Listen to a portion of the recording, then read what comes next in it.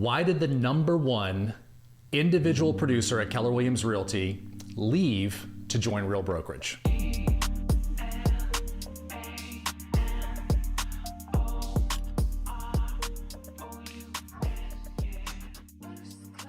Hey, what's up, guys? Clayton Gitz here. So I am joined today by my good friend, Lyndsay Jones. And so today we're going to break down, we both have a big background with Keller Williams. I was there for 12 years. You were there for 17 years. And we're going to talk about the pros and cons, and some of them may actually surprise you. And we're going to be as real, no pun intended, as we can be today. So Lyndsay, welcome to the show. Thank you, Clayton. Yeah. So I think, just to kind of kick it off, 17 years at KW. Again, I was there for 12. I think it's safe to say, I can speak for you here, that we both bled KW Red. We devoted a significant portion of our lives. I mean, I think that the first time I met you, you were like selling real estate and behind the bar at Ruth's Chris Steakhouse. With a baby on my back. With a baby, that's right. So you committed a significant portion of your life to Keller Williams, and we both really loved and appreciated our time there. So why'd you leave? Why did I leave? Yeah. Ultimately, I'd been courted over the years, asked to sit with various brokerages, various firms, asking if obviously I would come over to them, but I was finding the same in terms of just moving from one brokerage to another, and it just wasn't a big enough of a incentive for me to move. Moving a business is really hard. It's a lot, especially when you're a solo agent. You do a lot of production, taking that time to slow down to move. So it had to be a big enough change for me in order to do that. And when I sat with you about Real, I realized there was something out there that I'd been looking for without knowing what I was looking for. I really didn't know what I was looking for. I just knew it had to be different, while also not changing what I do every day. Yeah. You didn't want to make a lateral move. No, sideways. Sideways is not worth it when you're an agent. Totally understand that. So I know that, when I was looking at moving for the first time, again, Keller Williams for 12 years, when I was thinking about making a move, well, first of all, like when I looked at Keller Williams for the first time, I was at Long and Foster, which is another, powerhouse local brokerage. And for me, it was about the math. And so the math at Keller Williams, because they had a cap, at Long and Foster, at least at the time, I don't know if they do today, but they didn't have a cap. So, I was paying $75,000, $80,000 a year, my first year in real estate, to Long and Foster. And then Keller Williams came along and said, hey, we've got this thing called a cap. And back in 2005, that was kind of novel. And so it was a math problem for me. And so that's why I moved over to Keller Williams and spent 12 years of my career there. So let's talk about the financials. I don't know that was the most important thing for you, but there was a difference. So at Keller Williams, you had a cap of $25,000, and then an additional franchise fee of how much? $3,000. Of $3,000. Okay, and so that's a difference in that Real is not a franchise, so there's no royalties, there's no franchise fee. So the cap is 12. Do you know what the cap is at Real, Lyndsay? 12,000. Lyndsay made me promise not to make her do math before we started, so I'm not going to make you do math. And I could say the same thing. Rebecca knows I'm not good at math. So we got a $12,000 cap at Real, and there are fees involved as well, right? So it's not a huge difference, but there is a difference. But that was not a major factor for you? No, not necessarily. I always saw the cap as just a cost of doing business. However, it does make a difference when I'm keeping an extra, do the math on that, whatever that is, $13,000 in my pocket. It still wouldn't have been enough to make a move because it cost me more than that in cost just to get over here and kind of set my business up. So no, never been super motivated by other people's caps or other companies' caps. So that wasn't it wasn't a burning desire of mine to lower my cap. Yeah. Okay. It's just a quick aside. So I was talking to Lyndsay, and we've known each other for a long time, but I was like, Lyndsay, I just want your accent for like a day, for like a day. And I don't know if you remember this. She was like, I know. She's like, people think I'm so smart because of this accent. She was like, I'm actually not that smart. But it sounds smart. Well, you said so. Well, yeah, I can't do math. But come to find out, you're actually really smart and you have this really cool accent. Oh. So let's, by the way, tell everybody where you're from. I'm from England. I was born in the northwest of England. And so when did you come to the States? Sometime when I was around 23. It's a little hazy back then. Oh, I didn't realize you were that old when you were okay. Yeah, I was a fully fledged adult. So why did you come to the States? Lack of opportunity where I was, and I had a friend of a friend who had met through university when I was back in England, and they were having a whale of a time, and I was stuck in a 9-to-5 job once I left university and not making enough money. And he's like, hey, come on over, join us for a little bit. And I was like, okay. So I knew I was at that pivotal moment of I was either going to start getting responsibilities in my life, a house, a car, relationships, or and once that happens, that's always harder to move away from. So I was like, sure, let me come out for a little bit. And you never 24 years later, 5 years later, here I am. Yeah. Let's talk about production. So one of the really cool things that I saw happen just this last month, or January of 2026, is that you had 14 closed. Like you called me, you're like, Clayton, I'm gonna post this, and I actually think I'm gonna teach a class, which you did, which was incredible. But you had 14 closings scheduled and 14 days in the month of January. Was that your biggest month ever? Yes. Yeah. By okay. far. It's insane. It's insane. So we were talking about this a little bit before we hopped on camera here. So what do you attribute that to? A conglomerate of different things, in my opinion. Fresh start. I moved over to REAL last August. I hired a coach last fall too, which had been on my mind for a year or two, but I didn't want to do what I'd always done with coaches. So I waited for the right opportunity and the right kind of fit to come along. And change of mindset, different people, different conversations, different technology, starting with an entirely different CRM that could do a whole lot more than the CRM that I was using. So all of that, I got to work. I literally got to work. I was like, I settled on board in like August, September. It took me a little while. Once all the noise left, I was like, what do I have? Let's just show up every single day like I used to back in the beginning. Yeah. And then you kind of get into bad habits. So it was like it was like pulling off the Band-Aid. We've got nothing going on. We've got everything, every opportunity in front of us. Yeah. Let's do this. And that's literally what I did. I showed up every day. Well, clearly. I mean, and Rebecca knows this. Like this is what we talk to our agents about. Every chance we get is showing up. And I mean, it's actually really hard to not do well in this industry. If you show up every day, you have conversations. They don't have to be perfect conversations. They just have to be real estate conversations. And you clearly did that at a really high level. 14 closings in 14 days is just insane. So to be fair, you could have like been at REAL for 17 years. We haven't been around that long, but you could have been at REAL or whatever, XYZ Brokerage for 17 years and moved to Keller Williams for a fresh start, to be fair.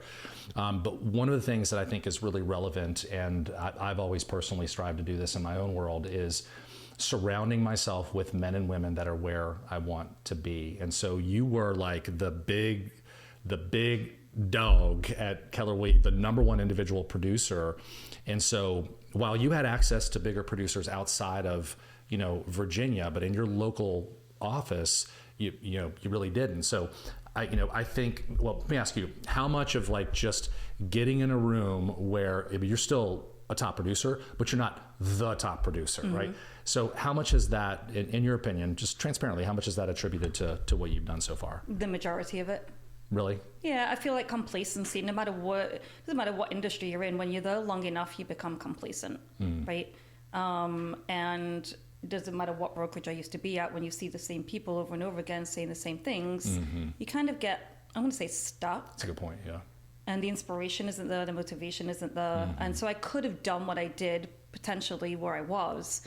But when you put all of that together, and the first team meeting I ever showed up for at REAL, and there was 200 people in the room, there was an energy there that I hadn't felt maybe ever. The conversations were different. What was taught at that team meeting, what was talked about at that team meeting was completely different. So it was just a new perspective on real estate, a new perspective on who we are, a new perspective on where we're going. Yeah. And I picked up on that. Yeah. And at REAL, the way that it's set up, the more we do, the more we get. And so for me, for somebody who's goal-oriented, I'm like, well, if I'm going to do this, I want to maximize what I'm doing in every way possible. And that's the opportunity that got me to move. Yeah.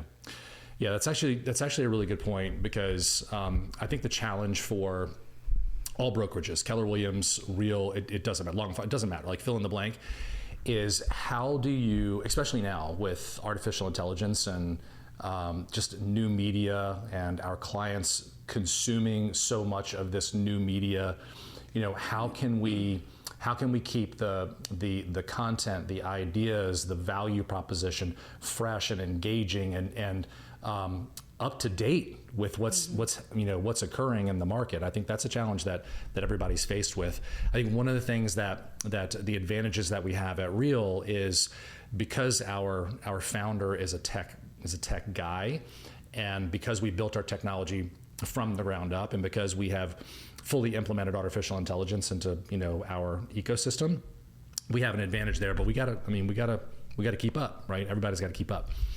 So let's go there. Let's pivot to technology. So you said you were using a CRM previously. Was that Command? Yes. Okay. I did just see that Keller Williams has opened up Command to third-party developers. So I'm not sure what that means. I haven't looked into it that much, but hopefully they're going to allow people to come in and upgrade that, because I have heard that it's still a little bit clunky, and it's just not. Again, the challenge, like if you're going to build your own tech, when you and I have all of these other options that we can plug into at pretty reasonable costs, that's a big challenge for companies that are going all in with technology. So what differences have you seen, any pros and cons with the technology at Real versus Keller Williams? So as somebody who's not very technologically advanced, I don't want people to think, well, I don't really do a lot of technology things, so Real wouldn't be for me.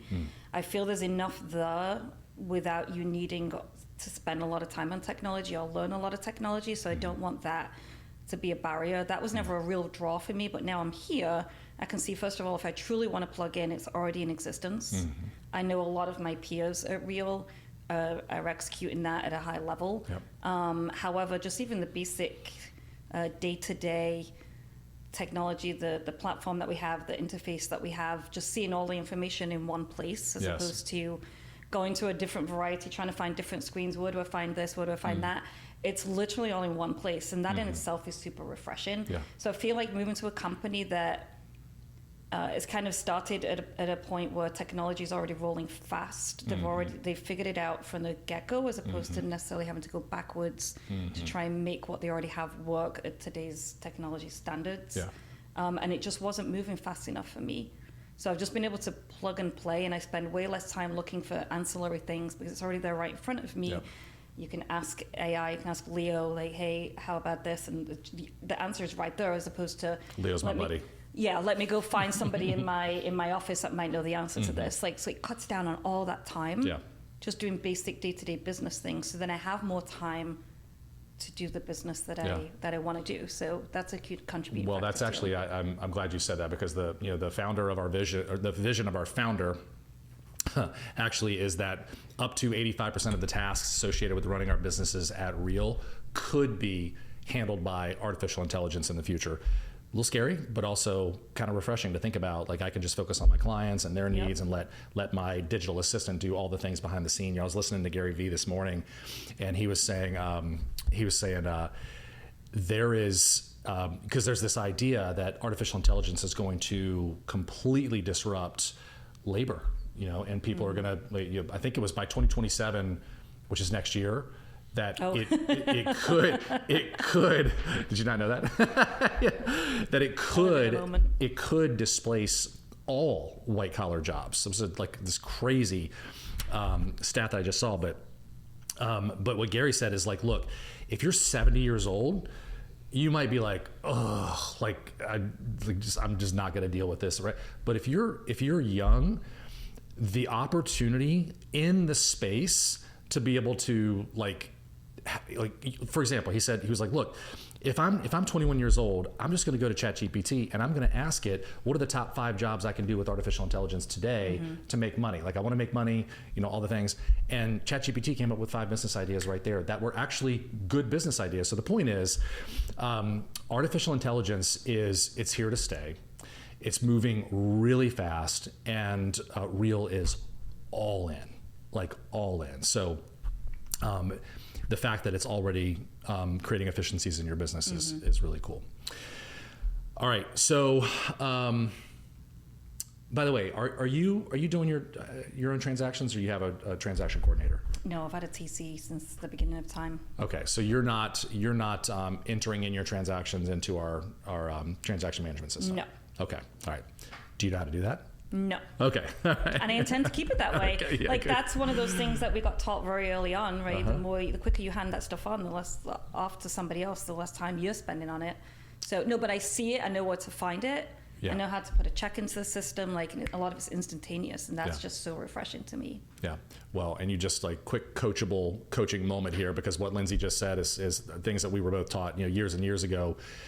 If you believe an hour of your time is worth $15 to $20, maybe $25 an hour, then you should be doing all of your transaction management work. However, if you believe an hour of your time, when you are in your lane and you're front and center with your buyer and seller clients, an hour of your time in this space could be worth $100, $200, $300, $400 plus dollars per hour. So once you understand that math, the transition to hiring a transaction coordinator is you run, you don't walk. Once you understand that math, because your income goes up, right?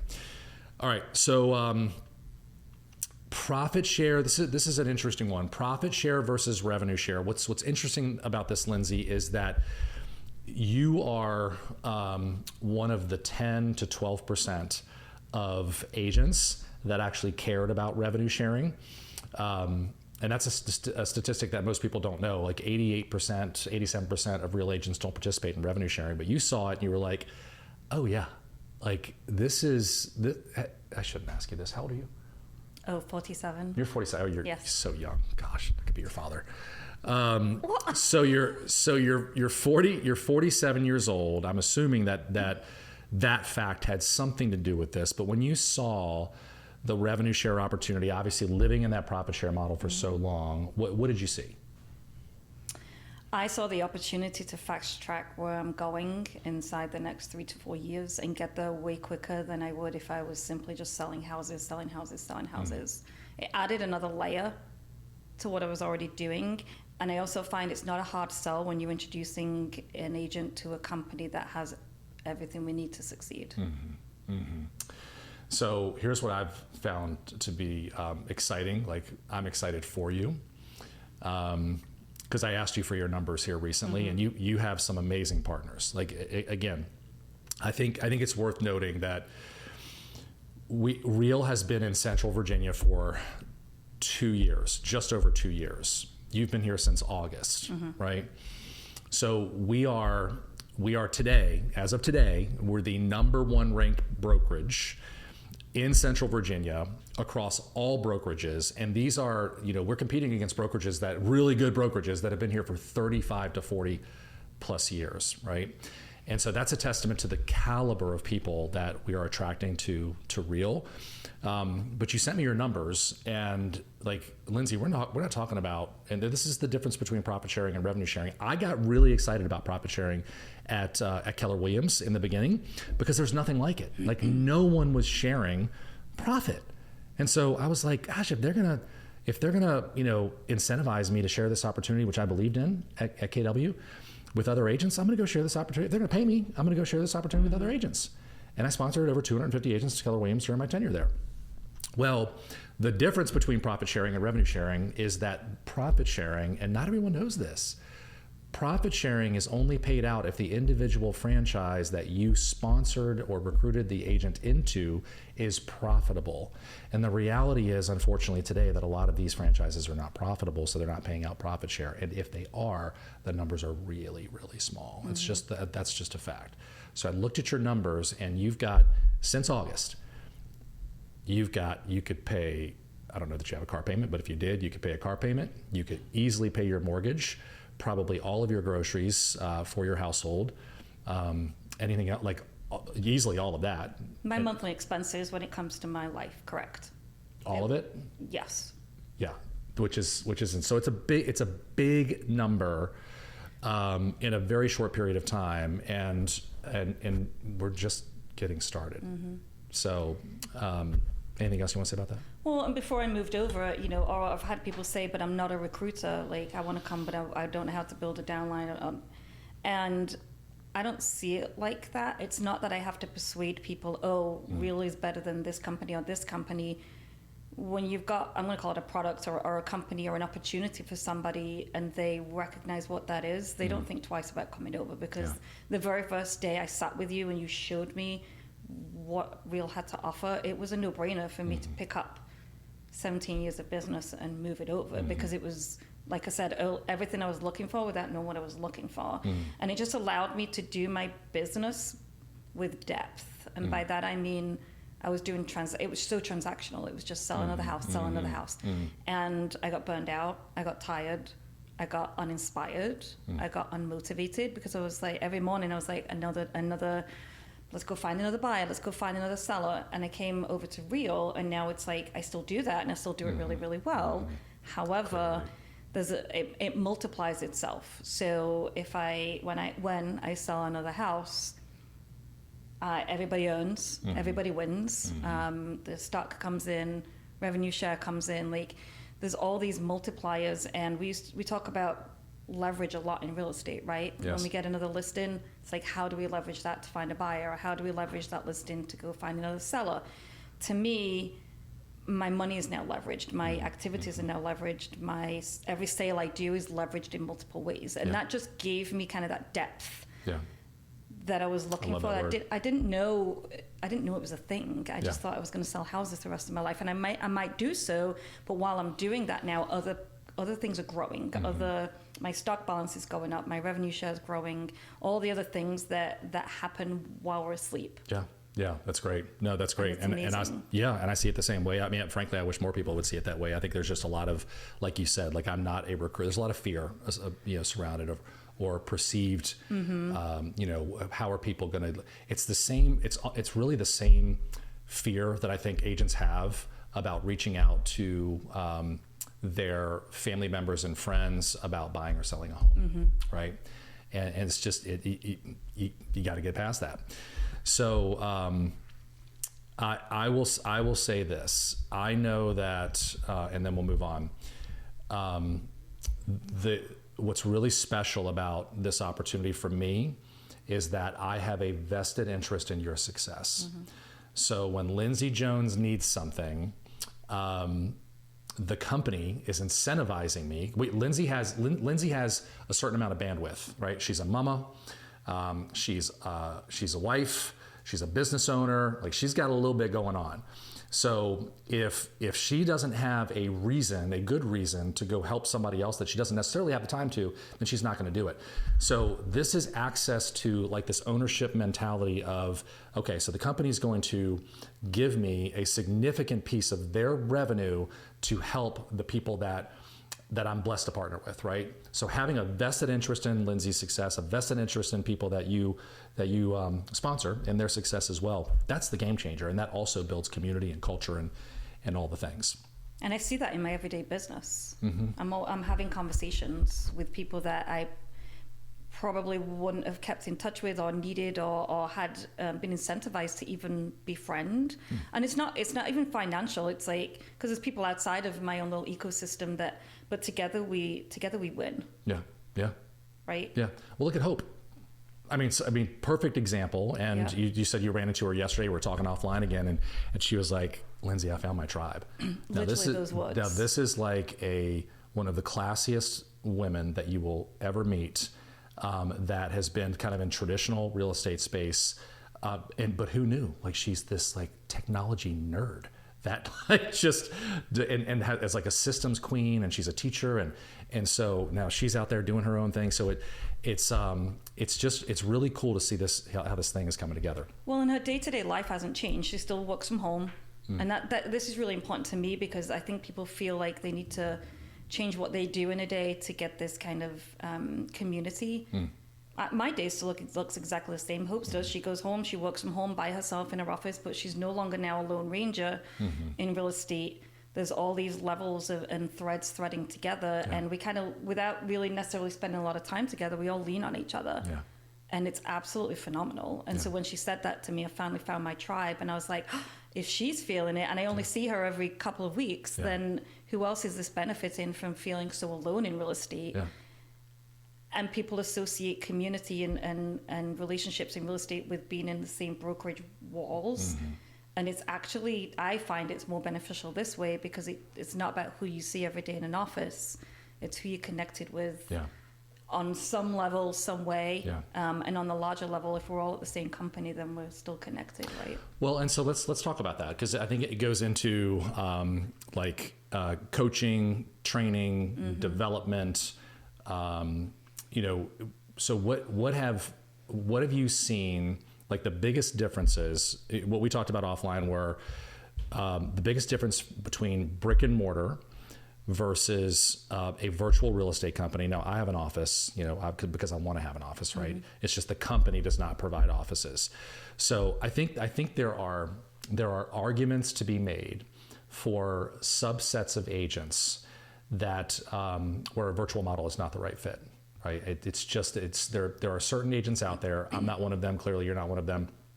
That need that office space. They don't mind paying for it, because we're paying for it, right? So instead of paying for your own, you want to pay for it, and that's fine. And I think the best example that I can come up with is the brand new agent. And this is what we talked about, Lyndsay. Like the brand new agent, fresh out of real estate school. If, in my opinion, and I actually wish I would have done this, because it would have saved me a lot of heartache and probably a lot of money, I believe plugging into a really solid team, all new agents should do that. I believe that. So if you're going to join REAL, and you can tell me if you agree or disagree with this, if you're going to join REAL as a brand new agent, I would plug into a team. And I think that's going to help accelerate your success. Now, there's an argument to be made for a brand new agent whether or not a brick and mortar like Keller Williams is a better fit than a virtual brokerage like REAL. So what do you want to say to that? I would say, unless you're an exceptional self-motivator, self-starter, either go to a brokerage that offers a phenomenal training for new agents, which Keller Williams does. It has way more than it ever did when we were there. There was, fortunately, when I started, there was an office full of people just like me who almost just got into real estate. So we banded together physically because we were all in the office. We weren't busy enough to be anywhere else. So every day we were in the office, and that's how I learned. Nowadays, there's way less people in an office, even if the brokerage does have an office. But they offer the programs and the ignites and all of that to really launch new agents, but you still got to be self-motivated. And if you come to a cloud brokerage like ours, absolutely join a team. Yeah, absolutely. I agree. You need that structure, you need that accountability, that community. And then if it's a great fit, stay, and if it's not, eventually go build your own business. I agree. And I think that one of the reasons I built a team is because, and I built the team that I wish I would have had access to when I was coming up as a newer agent, to have all of the training and all of the, the leads and the support and all of the things. Cause I've realized at this point that if I can stay in my lane, when I was selling homes, if I could just be in front of clients more often, then first of all, my level of service would go up dramatically. But I would make more money. And so that's what we built at Mission Realty, obviously brokered by REAL. So let's talk about two things, and we'll wrap, unless there's something else you want to talk about, Lyndsay. The stock acquisition program. Now, let me just give a quick little story here, and then I'll let you jump in. So I jumped into this virtual space back in 2017. And I started acquiring stock at my previous virtual company through my production. Same concept at REAL. Well, we went through the crazy COVID years. Stock was trading for $1.75 a share. Then it went to $10 a share. And it sat there for 2 years. And then COVID happened. The real estate market, surprise, went bonkers. And then a stock split took place. And that stock split drove that stock from $10 a share to $165 a share. And we were sitting on 55,000 shares. So I bought my office and I bought this house with the studios in today. And so, and I still had, obviously left over. So when I personally looked at REAL for the first time, and I looked at the tech stack, I looked at the financial technology product, the banking platform, the fact that we are still a very young company, and the entire real estate industry, by the way, is going through it right now. I mean, we're going rates, still lack of inventory. You can't find a real estate stock today that is performing. You just can't. Maybe Compass, because they just bought Anywhere, but even Compass is doing this right now. So as this market turns around, we're going to see where all of this flushes out. But I have firsthand experience in a really good market where decisions were made that it was life changing, and I see that. I personally see that you and I have that opportunity here. What do you see?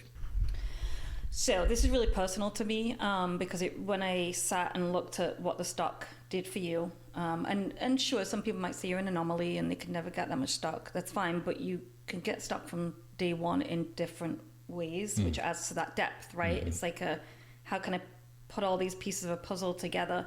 So I'm a huge advocate of financial independence, and by that I mean getting free and clear of a lot of the things that we carry with us financially that keep us in work, let's just say work, right, until we're 65. That's how society views money, retirement, wealth. I'm a huge advocate of speeding that up as fast as possible, because by the time you're 65, what's your quality of life at that point? So my goal, and I've been thinking about this for quite a few years, and REAL's going to really speed that up, and is already speeding that up for me, is it's not about stopping work, it's about becoming financially free. And I made a commitment to myself when I moved to REAL. I said, not only am I going to continue to sell as many houses, my capacity is only 40 or 50 houses a year max. And even that still takes away from my life and my kids and my family. So I didn't come here to sell 100 houses a year. That's really not a motivator of mine. I didn't come here to work even harder. I came here to be really smart and leverage the next 3 to 5 years in real estate to its capacity to change my life and my family's life and anybody that I bring with me and have brought with me into this company. So to me, the stock part of it, the stock is couple of dollars a share, right? And I saw all the things that REAL's doing with its banking platform, its AI, and it's really in its beginning phases of being the company that it's going to be. And I went home that day after meeting with you, and I was like, if I can get in at the ground level here, and even in a year or two, I still think it's still going to be relatively new because the vision is so big.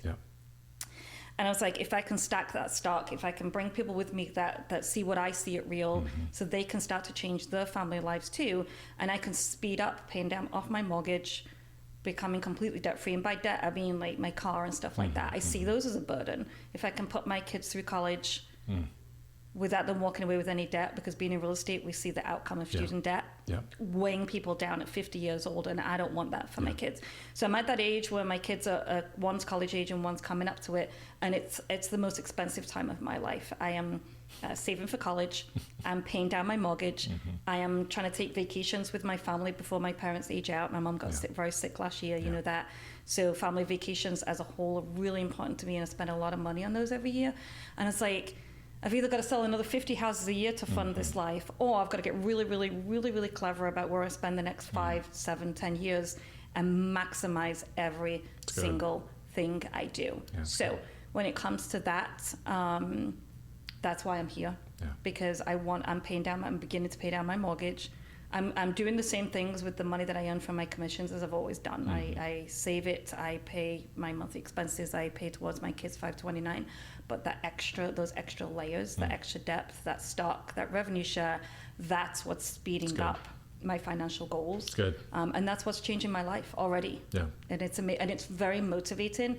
So when you ask like what contributed to the 14 deals in 14 days, it was like, I know the more I sell, the more I get to leverage every single sale to create a difference to my future in the next few years. Yeah, that's great. Yeah, I love what you said. I love the word depth. Like, you know, because of course, you know, we're a real estate company. Like we're selling houses. We're selling a lot of houses, but there's more to the equation now than there was previously.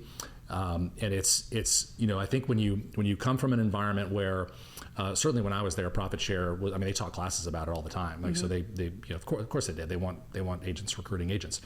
But it just turned out to not be, the juice wasn't worth the squeeze. You know, I could not spend time over here, because the money to be made was over here for all the reasons that you just said. And I love that you're doing is it 529? Is that, yeah, that was a game changer for us. So very well played. Because we're there, like it's happening. All right, so let's wrap with what has become one of my favorite words, and that is culture. So Keller Williams, I mean, again, we were both there back in the day. I joined in 2006, and the culture was awesome. I mean, it was awesome. Gary was doing his thing. You know, I went to every event that I could possibly go to. You know, I will say one of the interesting things that kind of showed up over time for me personally is that it's really hard. First of all, culture is just really hard, you know, overall, especially as you scale. But the culture of individual franchises was different based on the leaders that were in the individual seats in those, because everything rises and falls with leadership. So unfortunately, you know, we got caught in a situation where the culture in our individual franchise was going south, and that's why I left. I mean, it's why I've left actually every company that I've been with. So that was just a unique little side effect that's hard to control in the franchise model, is like who's running that office kind of thing. Now, Real, their whole thing is culture. Like it's one culture, one network, one Real.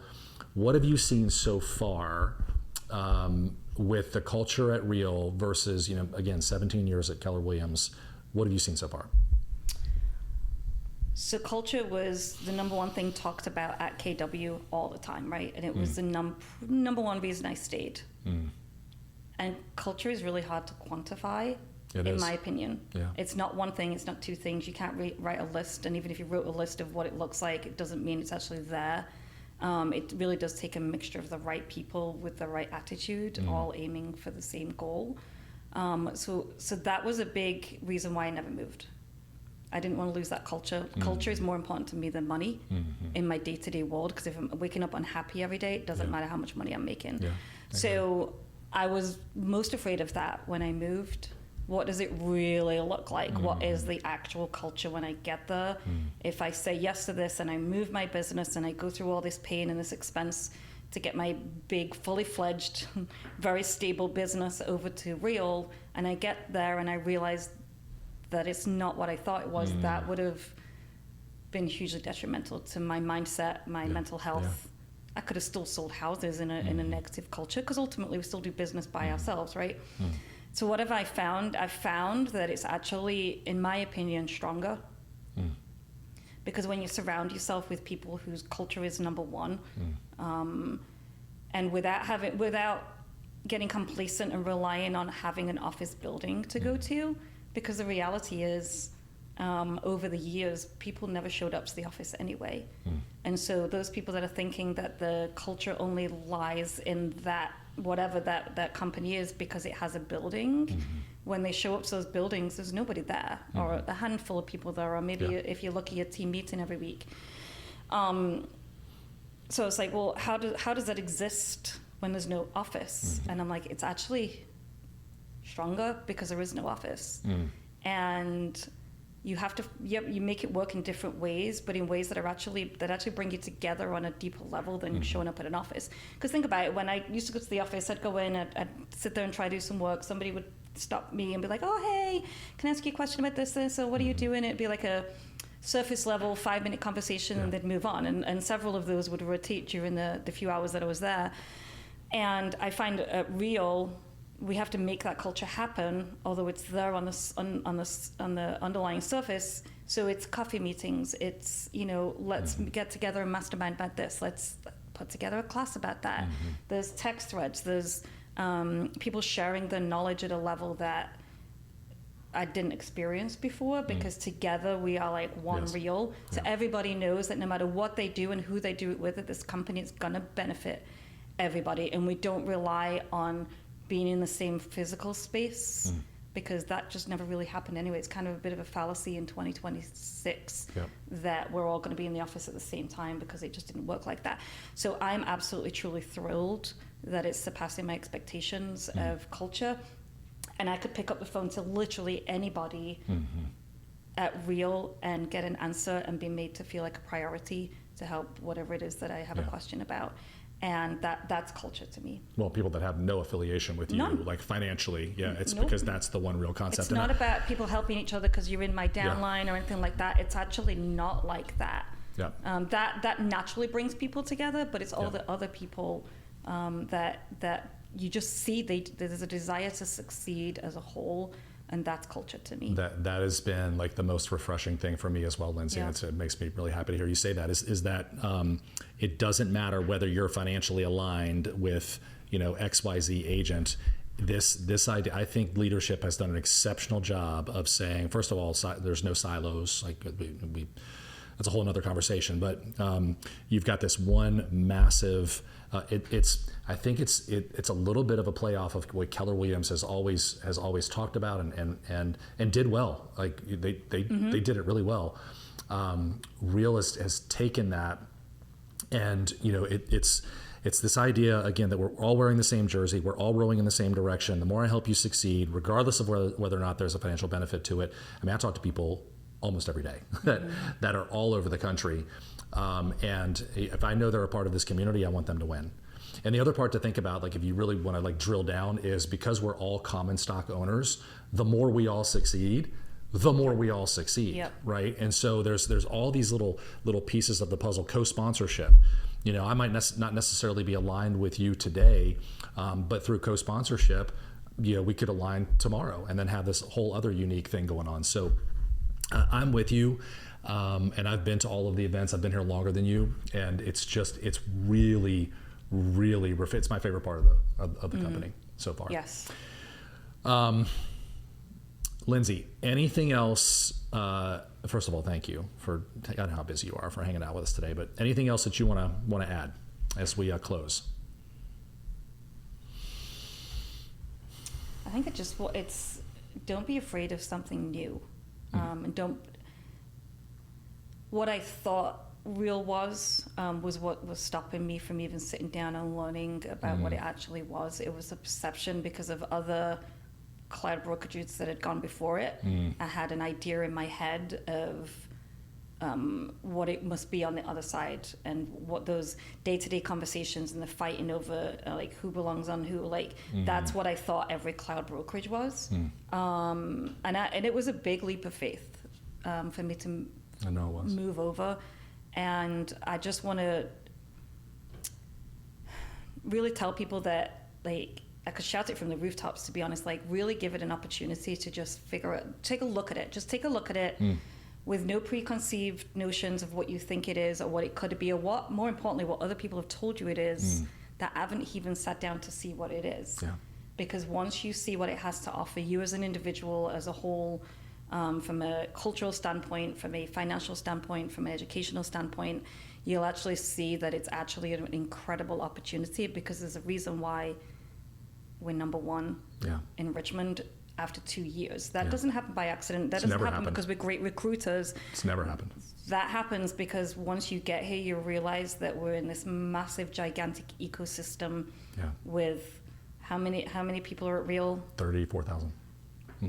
And that's like untouchable to me. And so don't be afraid to take a look at it. Don't be afraid to ask questions about it. And don't believe in other people that have never even sat and heard what REAL has to offer. And if you do make that change and you do get over here, you will realize that it's actually surpasses what you think it's going to be. That's great. No, that's great. Yeah, and the only thing that I would add is just add on to what you just said is, I talk to people almost daily about REAL now, and it's actually refreshing when I talk to somebody and they're like, look, like I'm really comfortable where I am, but I'm always open to learning more about what the competition is doing, quote unquote.